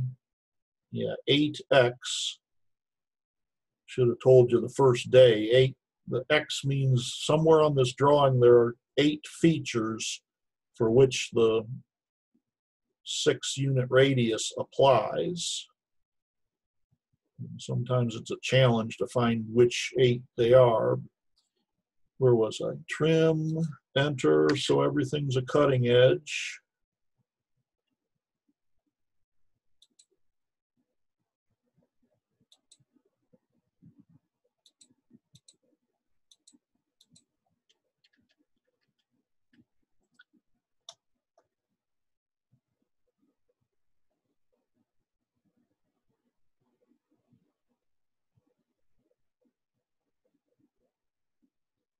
Might as well erase a couple objects here.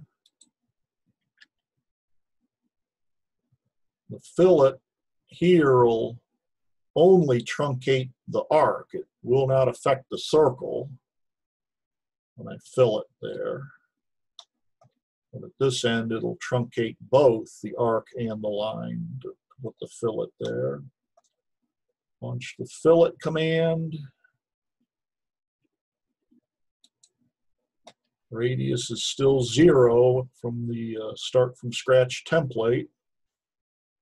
I'll right click, invoke the radius option, change it to 6. And hit enter. And click, click, enter, click, click, enter, enter.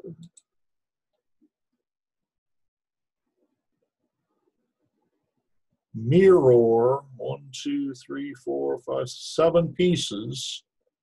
Don't need to mirror the section of the circle, but mirror the rest of this, whatever it's called.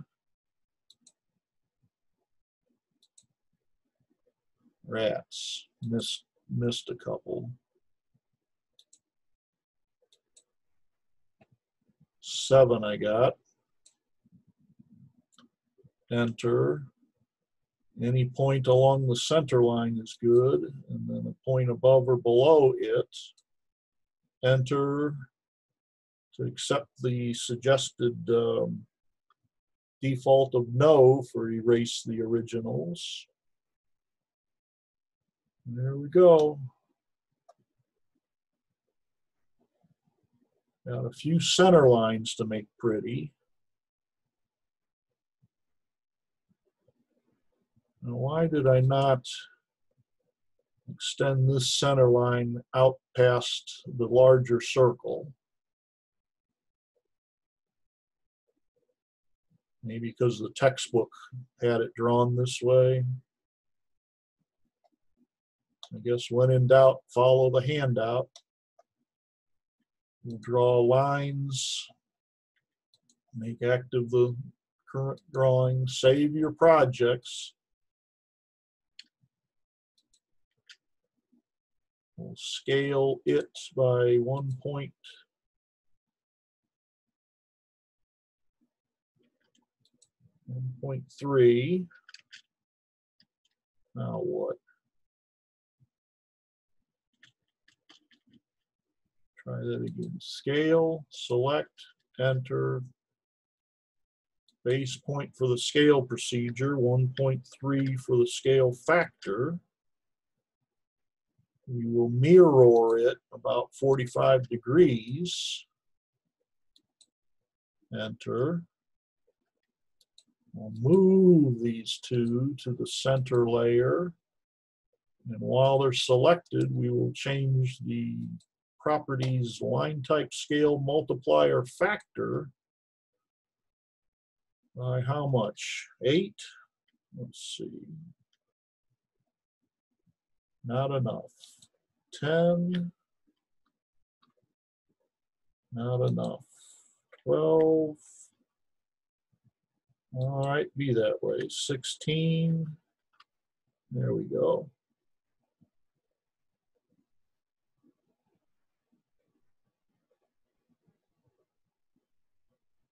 Close this, got to get it out of the way.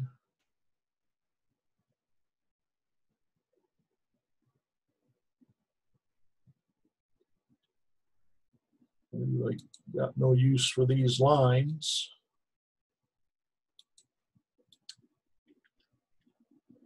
However, we want a center line just for the sake. All right, Burgener, come on. I believe for the sake of this 30-degree dimension, we should have a center line, going to show the entire V for this dimension.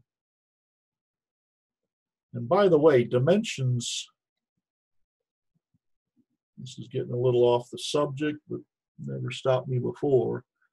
There really should not be a white space. And why is that black instead of something that there really shouldn't be a white space between the extension line and the center line.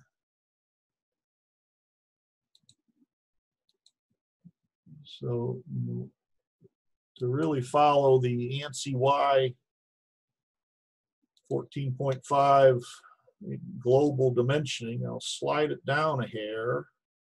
Let's right click, pick a near point. What happened? Hey, Paul, it's Dan. Yes, sir. I beg to differ with you on the extension line. There should always be a gap. Because typically what happens is drawings get reduced in size and scale, and they merge together. You can't tell what a construction line is or an extension line for a dimension. There should always be a gap. Okay, I wish I could remember. ANSI, I doubt that ANSI says that, and I'm going to look it up too because I'm sort of particular about those kind of things. Thank you. All right, we'll leave a gap. I can actually, the first time when I first got into teaching, I thought a gap looked better, and it wasn't. It does. Yeah, and it might have been a textbook that was based on the ANSI Y 14.5, or now it's SAME. We're still using 14.5. Okay. Anyway, yeah, if you don't mind, let me leave that up to you, Dan. Will you check that? Yeah, I'll look at it. I got a copy of it. Thank you. 10 minutes after class, I'm going to forget. All right, let's go with the gap, which I think the consensus is it really does look nice. Getting back to our working problem, we'll draw a line from center to intersection. So and we'll, let's see, move it to the center layer. Handout's got 2 short lines, so let's open properties and select 16, too high, 10, there we go.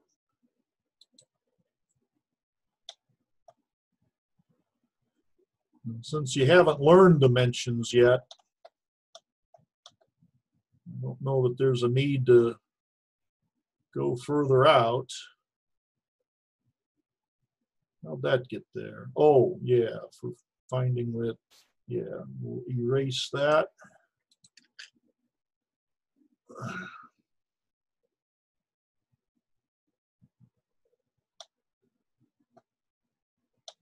What else? Let's draw a line from intersection to intersection. Or should there be a gap between the center line and the object? I'm tempted to say there should be a gap between the center line and the object. Like you say, Dan, people are still using black and white copies. So when they're the same color, that could cause a wee bit of confusion of where the object line ends and the center line begins. Let's go end to end and then scale it down by a factor of, say, 9.95. And that'll form the gaps at the end. Scale, select, enter, 0.95, deviating from the handout, aren't I? Why did it? Okay, that doesn't show again. We'll undo. Scale by, say, a factor of 0.85.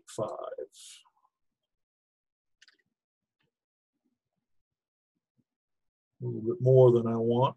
That's in the ballpark. Let's move that to the center line. And while it's still selected, I think I got 2 short lines on each end. Now, did I deviate from my plus sign in the middle? Yeah, let's stick with the handout. That's interesting. This red line is not centered on the center of the circle, too. I might mark myself off 2 points for that. We'll go 8-ish.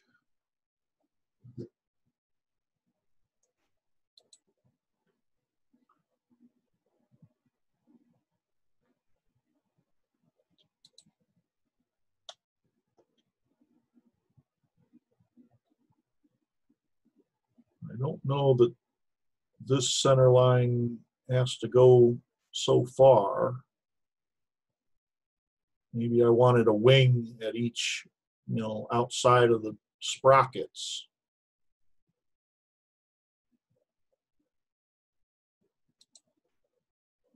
Make current the working drawing. Line, say, from midpoint to midpoint. We'll scale it. Enter by, say, 1.05, I'm guessing. I'll undo. Okay.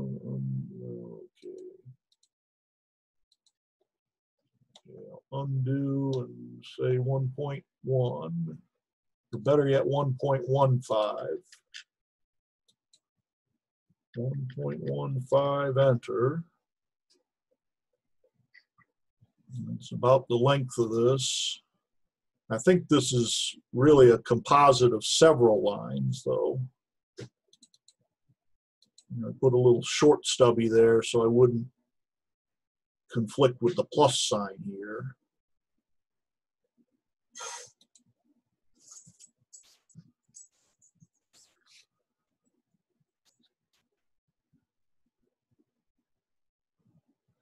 Yeah, not sure if this is proper, but I'm going to break this line and convert the 2 segments to the center line and assign it multiplier. I've already forgotten where I am. 8 is not high enough. Let's go to 16.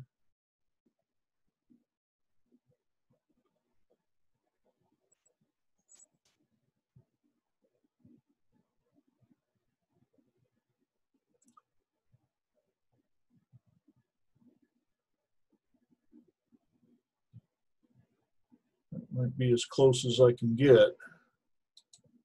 Let's see where this line is. No.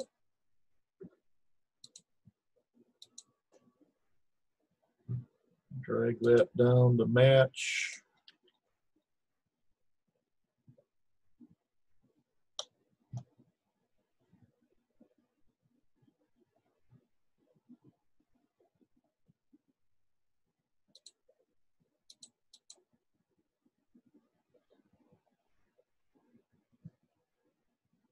Okay, I think got to be a little bit lower to get an extra short line in. Let's go to say 14.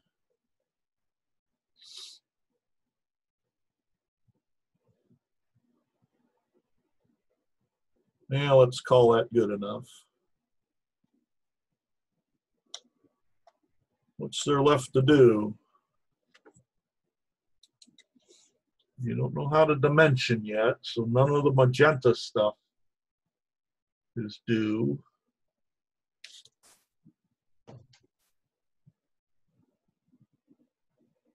Paul, Stan, Yes, sir. I shot you an email with a couple of snippets from the ANSI standard regarding that gap. If you'll be able to see what I was talking about earlier. That's all. Yeah, it got me curious. If I can, which email, the K-12 one or? Yep, that one, the K-12. Oh, that's cool.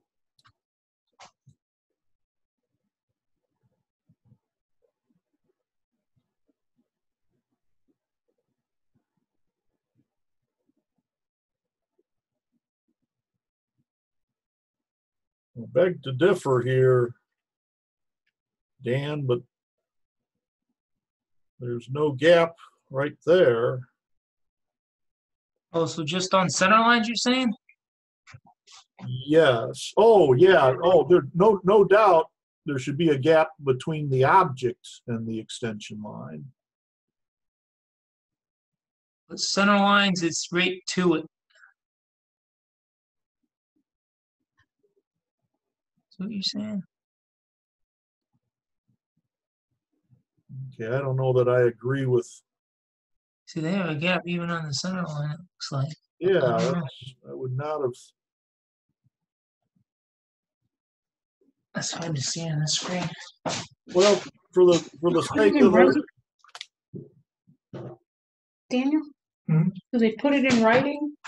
Did you read the verbiage? That's my point, to clarify. Maybe I was confused with the center line versus object line.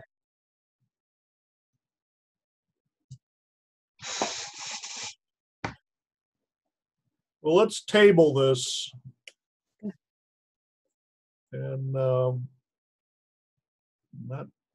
too lazy to read it all.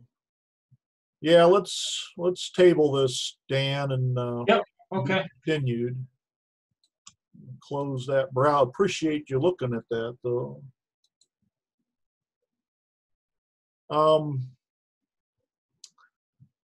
Hypothetically, this will get you into inner. Well, I think I've got it completed as much as I can assign you before dimensioning.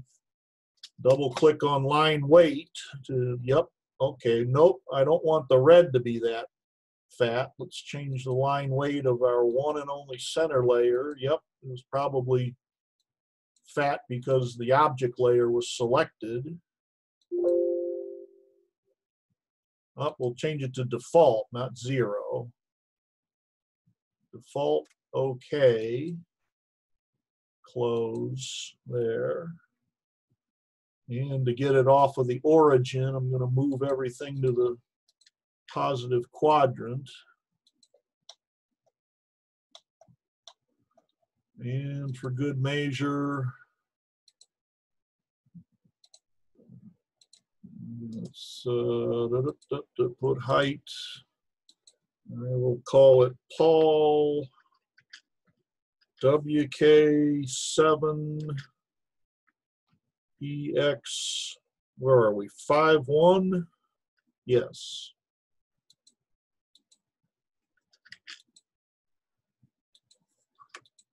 And if I got a text, well, I'll put it on. Well, just for good example, I'll create a text layer, so make it blue. Set it to default. Close layers and change it to text. Now, why is the text layer magenta? Missed the blue. There we go.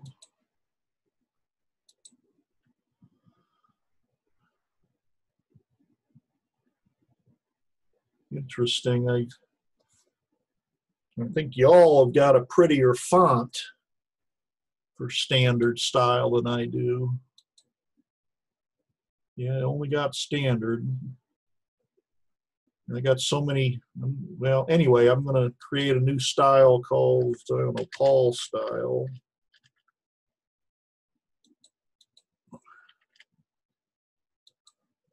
Change it to, say, Arial. Where's Arial?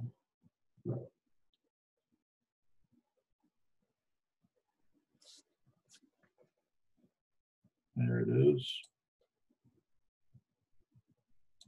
Apply, set current, close, and move it to the Paul style.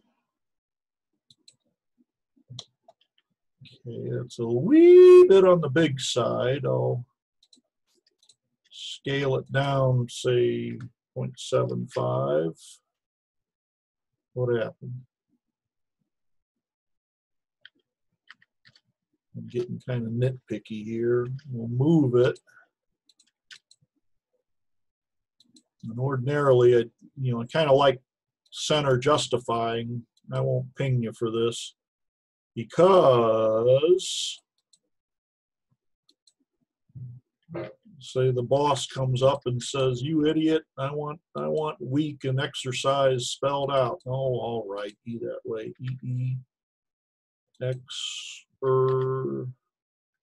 Size space. It remains centered. Maybe stretch it a hair.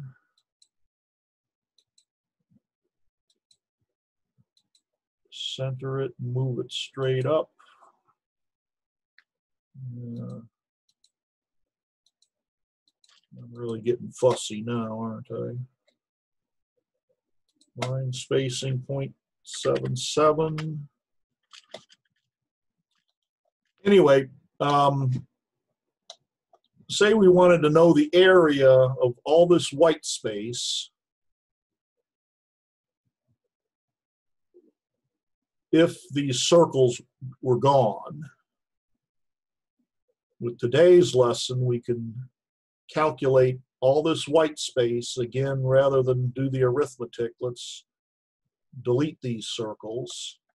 I'm going to start by copying the whole thing over to the right. I'll delete the array. I'll freeze the center layer. I'll trim away everything that doesn't look like that white area. Maybe, let's see, home. Well, I can take or leave that array. Let's trim, enter.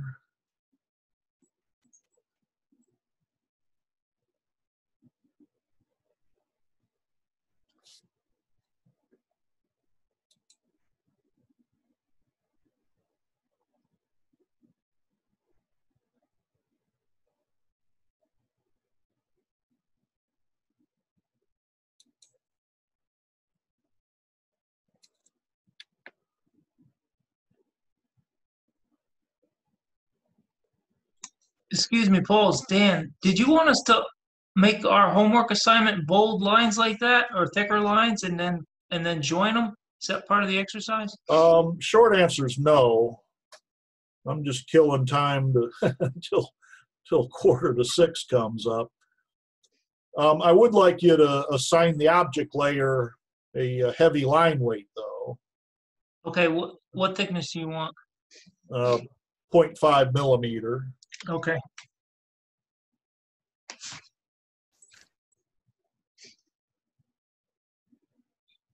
Thank you. Not a problem. I'm not sure how we're going to join this. I need an infinitesimal gap right there. Let me use the break at 1 point command and select everything. Don't bother to follow me here. I'm kind of entertaining myself more. Okay, I think this is an arc now. No, it's still called a circle. Why didn't it break in at 1 point?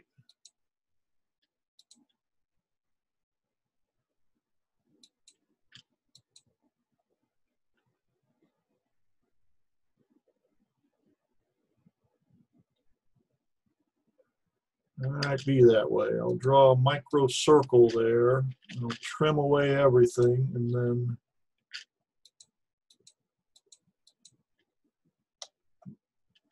erase that. And what if I fillet these two at a 0 radius?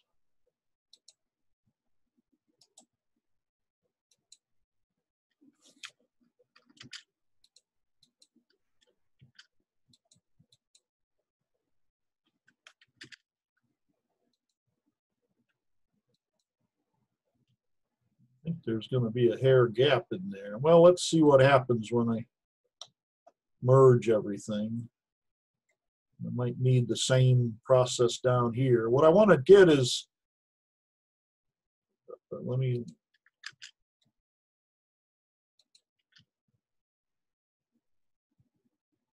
okay, I forgot about this circle too.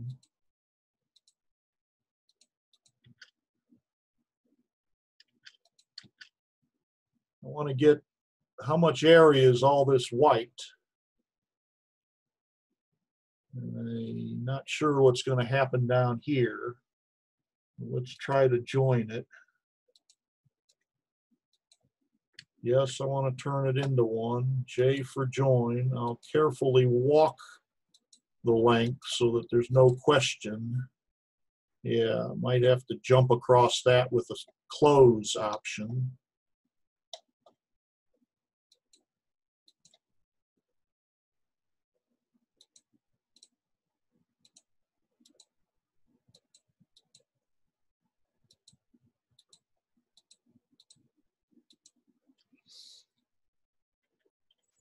Okay, it's still open. I can tell because I got a close option. Hopefully the close option will weld that little white spot.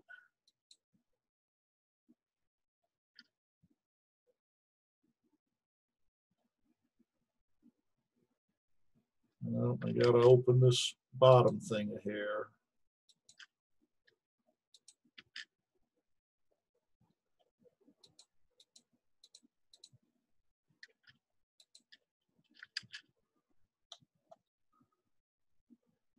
Okay, let's try p-edit again. Not sure. Join to this. I don't think it's going to join.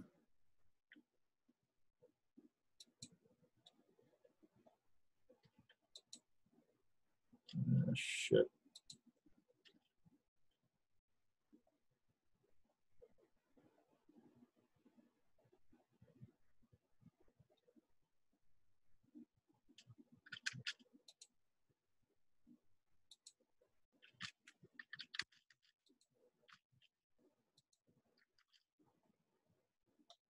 All right, let's try it now. This is a little bigger challenge than I thought. Join to this. Close. Damn it. Well, this would be a case of doing the arithmetic. Let me show you how AutoCAD can do the arithmetic. I want to find the area of this circle. And I'll close the circle for good measure. I'll find the area of this circle and subtract from it Mickey Mouse. That would be the area command.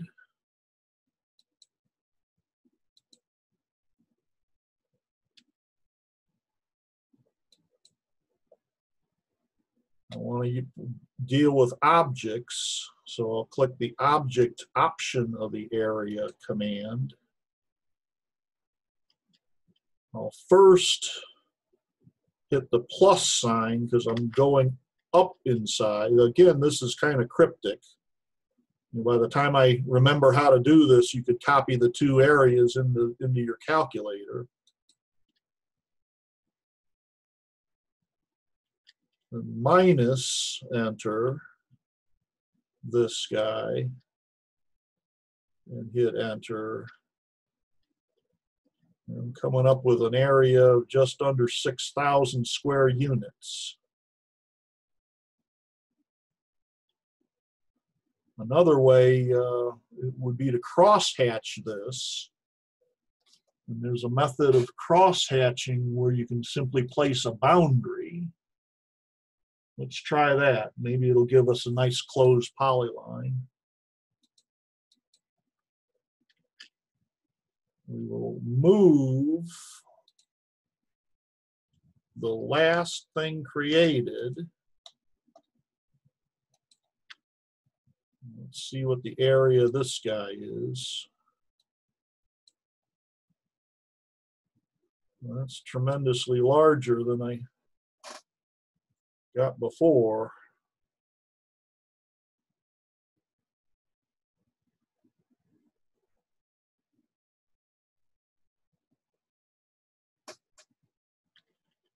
An approximation.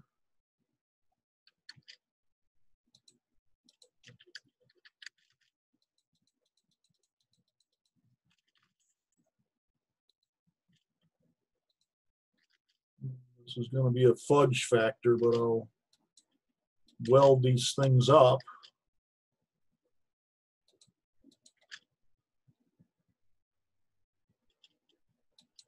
Edit, join, close. Damn. Well, let's call it a class. I kind of bit off a bit more than I could chew here.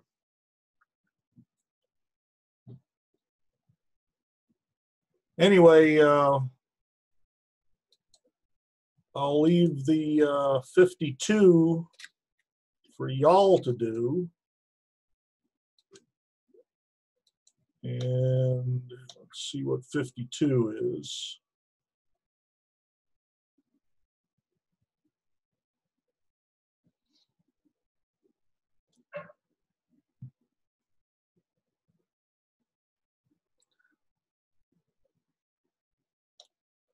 I don't see anything tricky about it.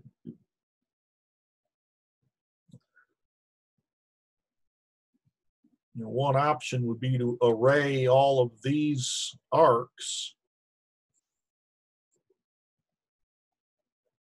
And array all these U's, make a bunch of arrays, explode them all, and then p-edit join all the pieces together.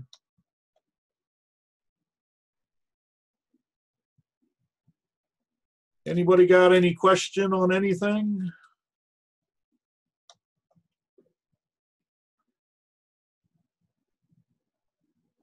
Thank you, Dan. So that's due on Saturday midnight? Yes, sir.